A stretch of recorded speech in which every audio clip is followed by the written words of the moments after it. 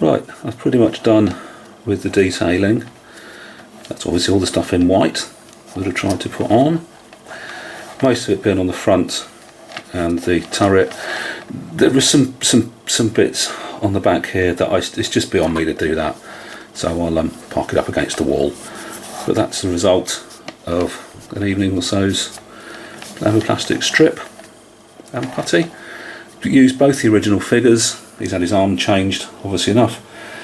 He's in the original position, and hopefully the magic of paint will look a little more how I want them to. This is the finished vehicle, which I have finished in Egyptian army colours, if nothing else because I thought it looked quite striking and very, very different to every other M109 I've ever seen.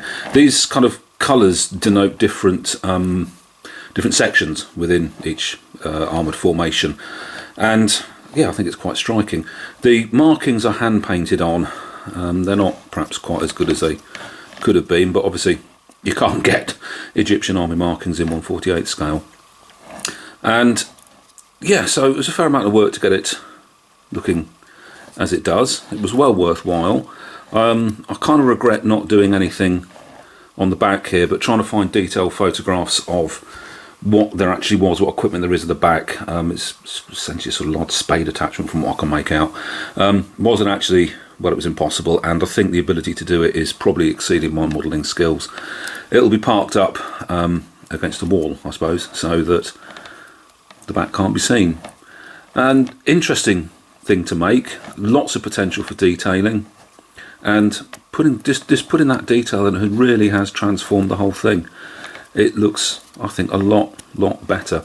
If I'd had the time, patience and ability, I would have perhaps done those rear racks out of plastic tube, but I haven't, and I'm quite pleased with the result, frankly.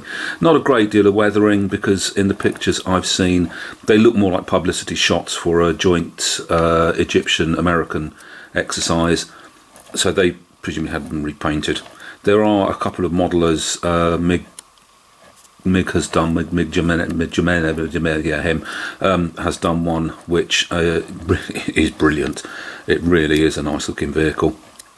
A lot of weathering on that, but I chose not to. The crew figures are the originals. The commander has his right arm replaced. Unfortunately, the carpet monster ate the first one, which is a shame.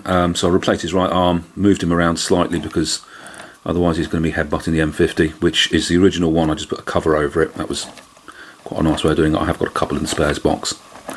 The driver, yeah, they're basically they're original. We can't find Egyptian crew figures in this scale, and I haven't really done a great deal to try and make them look particularly Egyptian, apart from painting on, dappling on a bit of camouflage for their uniforms.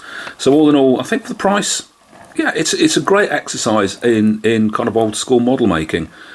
You get a basic kit, you have to do a little bit to it, and you get something that looks, I think, really, really good. I'm going to have a look at some more of these as they're available in the UK from this manufacturer, because it's just a nice bit of old school modelling.